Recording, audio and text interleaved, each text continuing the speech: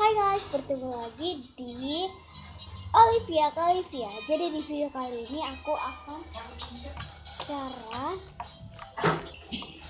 cara slime yang cair ke cair lembek-lembek itu menjadi tidak cair lagi. Daripada nunggu kelamaan, just keep on watching.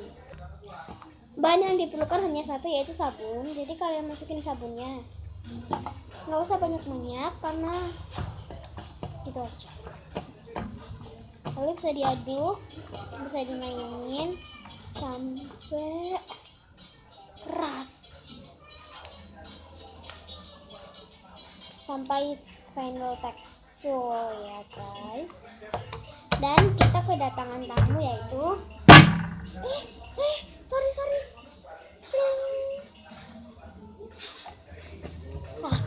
itu. Nih jadinya nggak lembek lagi,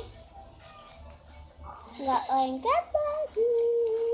Jadi kan guys ya, cuman gini aja video aku. Jangan lupa untuk di like, subscribe, and comment. Dan jangan lupa share ke teman-teman kalian yang kalian punya. Dan jangan lupa di follow Instagramku, yaitu Beliana_Citra_Anastasia. Kita main-mainin ya guys.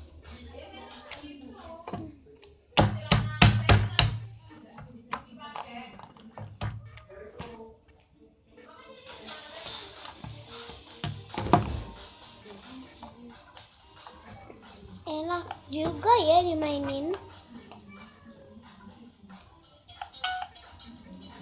Pokoknya kalian harus nyoba.